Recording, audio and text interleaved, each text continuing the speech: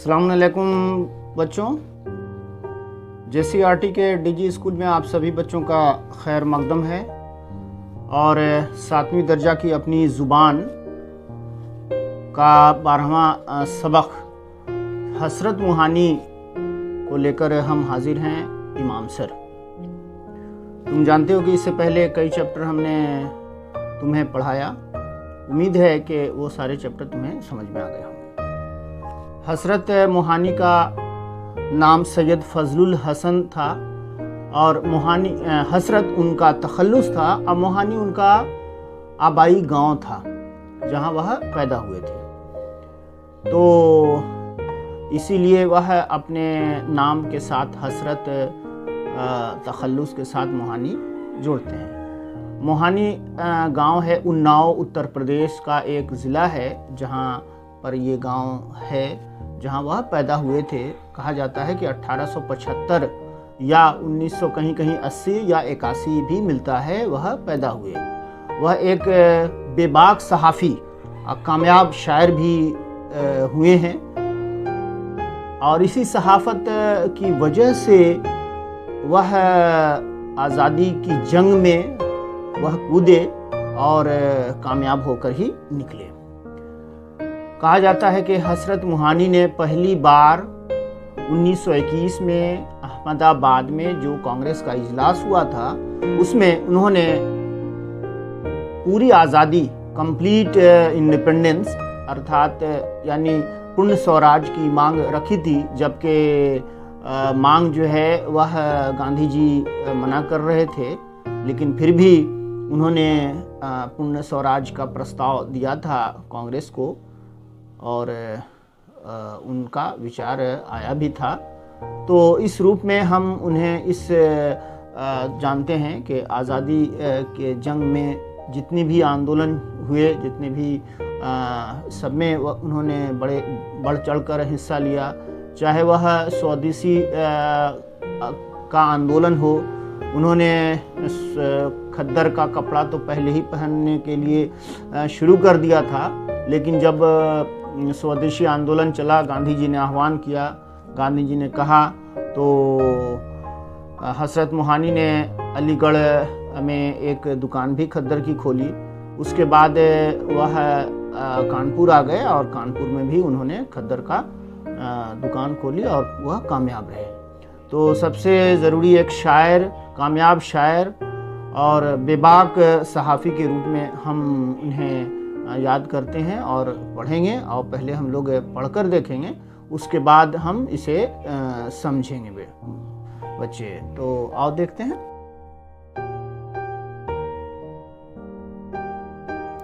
आओ बच्चों इसको पढ़कर देखते हैं इस सबक को। हसरत मुहानी, सैयद फजलुल हसन नाम और हसरत तखल्लुस 1875 में कस्बा मुहानी ज़िला उन्नाव उत्तर प्रदेश में पैदा हुए।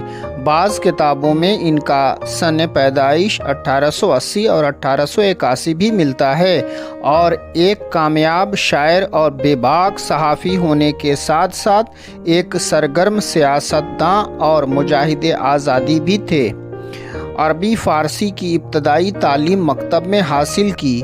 1898 में गवर्नमेंट हाई स्कूल फ़तेहपुर से मैट्रिक का इम्तहान पास करने के बाद 1899 में मोहम्मडन एंग्लो और नेशनल कॉलेज, ओरिएंटल कॉलेज जो अभी अलीगढ़ मुस्लिम यूनिवर्सिटी है में दाखिला ले लिया। हसरत ने 12 साल की उम्र में शेर कहना शुरू कर दिया था। 1903 का साल हसरत की ज़िंदगी में बड़ी अहमियत रखता है। इसी साल वह अपने बाग़ियाना ख़यालात की वजह से कॉलेज से निकाले गए। अब हसरत अलीगढ़ के मोहल्ला रसलगंज में किराए पर मकान लेकर रहने लगे।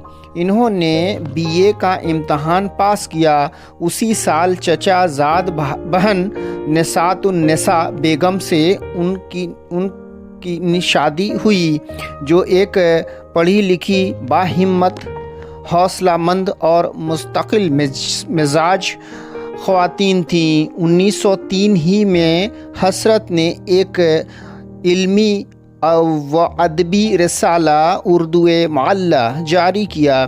یہ سلسلہ آخر عمر تک جاری رہا۔ ان کا شعر ہے کہ ہے مشق سخن جاری چکی کی مشقت بھی، ایک طرف تماشا ہے حسرت کی طبیعت بھی۔ اردو معلّہ میں ادبی اور سیاسی دونوں طرح کے مضامین شائع ہوتے تھے۔ اس پرچے نے اہل ہند خصوصاً مسلمانوں کی سیاسی بیداری میں اہم رول ادا کیا۔ حضرت موہانی نے اس کے ذریعے قومی اتحاد، سیکولرزم اور کامل آزادی کی آواز بار بار بلند کی۔ وہ آزادی کے متوالے تھے، اس سلسلے میں کسی مصلحت پسندی کو جائز نہیں سمجھتے تھے۔ انگریزی حکومت کی انہوں نے کھل کر مخالفت کی اور وہ انڈین نیشنل کانگریس میں شامل ہو گئے۔ اپریل 1908 کے اردو معلّہ میں ایک مضمون کی اشاعت پر مقدمہ چلا۔ عدالت نے انہیں 2 سال قید بامشقت کی سزا سنائی اور 500 روپے جرمانہ کیا۔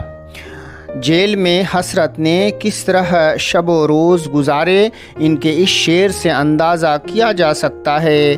کٹ گیا قید میں ماہ رمضان بھی حسرت، گرچہ سامان سحر کا تھا نہ افطار کا۔ قید سے رہائی کے بعد حسرت کے سیاسی خیالات میں اور شدت پیدا ہوئی۔ اس زمانے میں سودیسی تحریک شروع ہو چکی تھی۔ اس تحریک کا مطلب تھا کہ اپنے ہی ملک کی بنی ہوئی چیزیں خریدی اور استعمال کی جائیں، بدیسی مال کا بائیکاٹ کیا جائے۔ انہوں نے کھدڑ کا استعمال پہلے ہی شروع کر رکھا تھا۔ عوام میں بھی سودیسی مال کے استعمال کو رائج کرنے کے لیے حسرت نے علی گڑھ کے محلہ رسل گنج میں ایک سودیسی اسٹور کھولا جو کامیابی سے چلا۔ 1920 میں حسرت علی گڑھ کو خیرباد کہہ کر کانپور آ گئے اور یہاں بھی ایک سودیسی اسٹور قائم کیا۔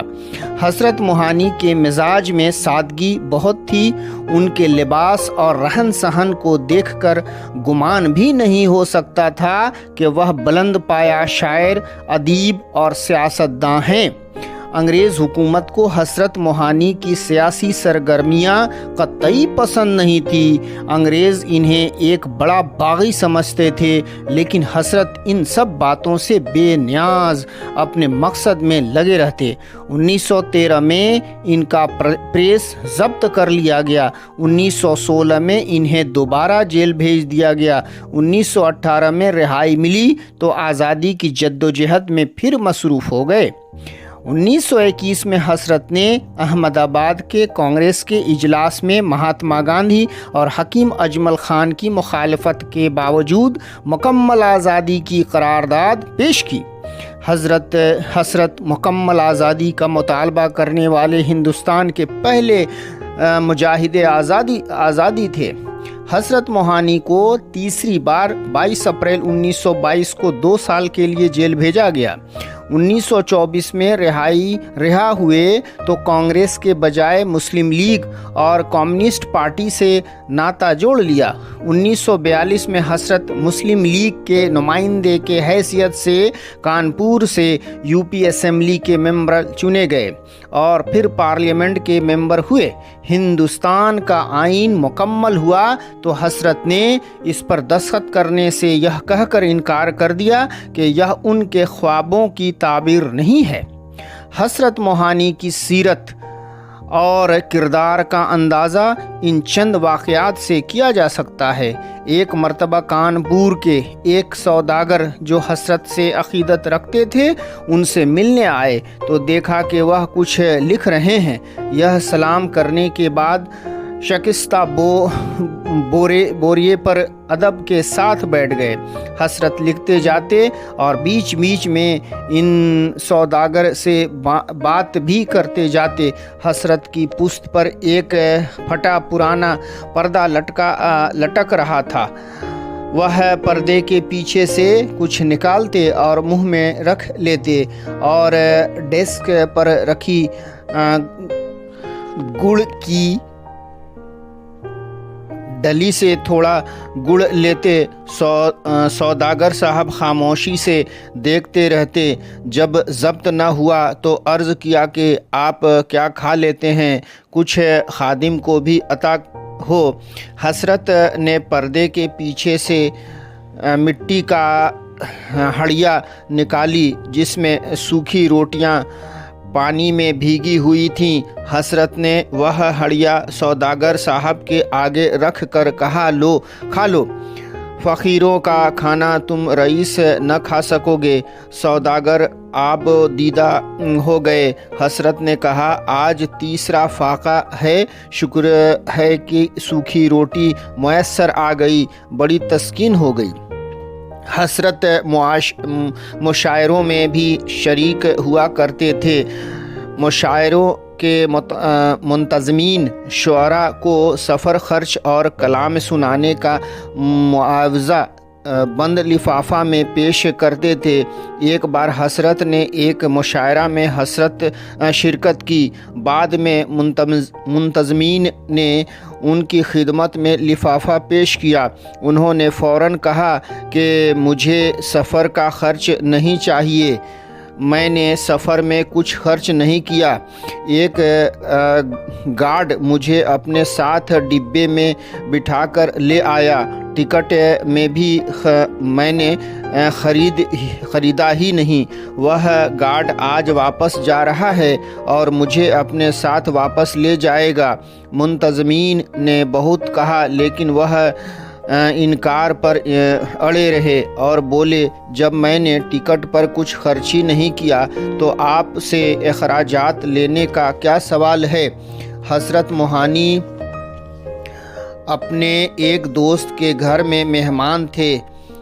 कड़ाके की सर्दी पड़ रही थी। मेज़बान ने इन्हें एक कीमती कंबल ओढ़ने के लिए दिया।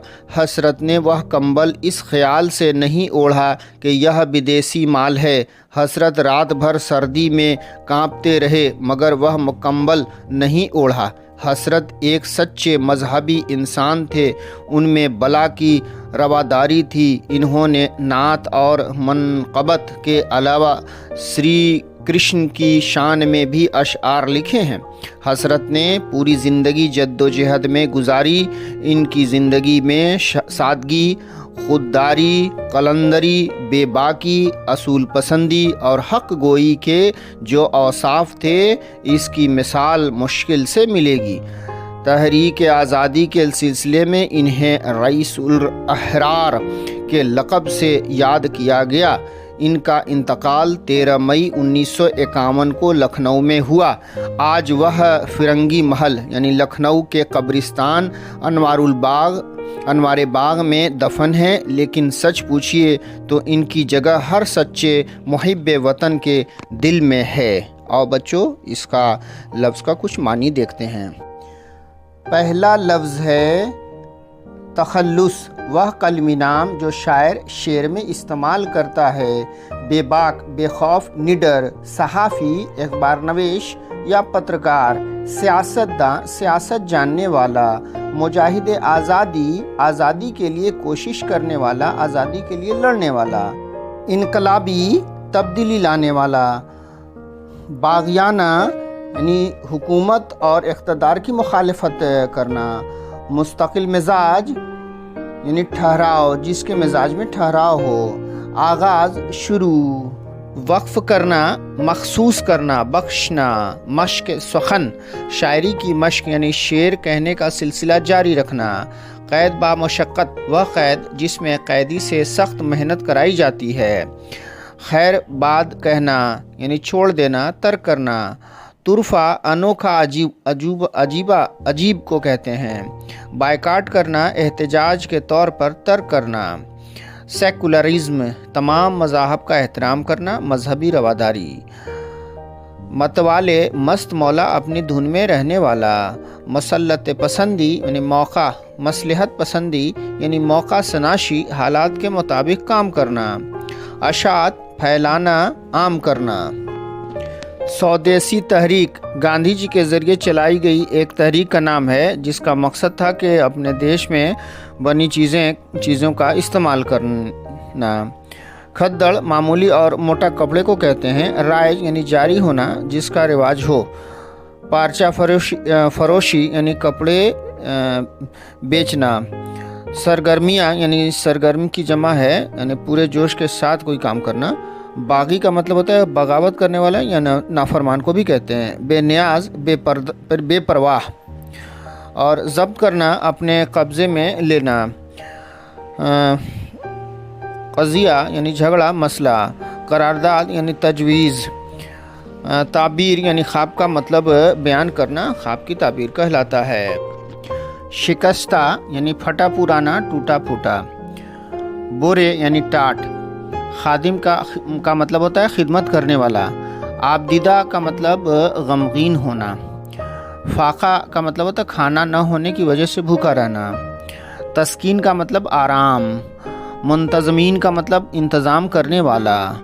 मुआवज़ा का मतलब मेहनत का जो सिला मिलता है उसे मुआवज़ा कहते हैं। अखराजात खर्च की जमा है। मेज़बान मेहमानदार यानी वह शख्स जिसके यहाँ मेहमान आए। जिसका मतलब घुटन कैद। फितरी जज्बात का मतलब दिली खिदमात।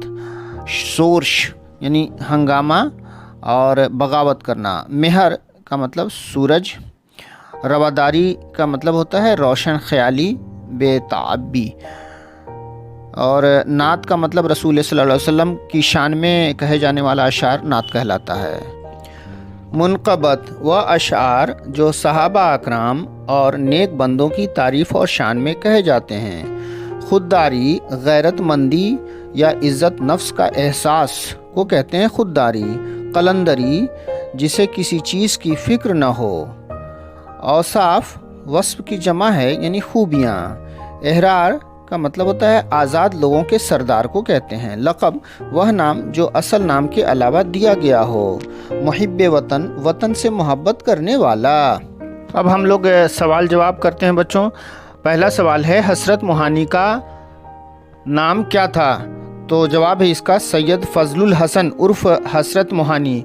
दूसरा सवाल है 1903 का साल हसरत की ज़िंदगी में क्यों अहम है? तो इसका जवाब है 1903 में वह अपने बाग़ियाना ख़यालात की वजह से अलीगढ़ कॉलेज से निकाल दिए गए। इन्होंने इसी साल एक इल्मी और अदबी रसाला उर्दू अल मुअल्ला जारी किया और आखिर उम्र तक जारी रहा। सवाल नंबर 3, हसरत ने कौन सा रसाला निकाला? इसमें किस तरह की मज़ामीन शाये होते थे?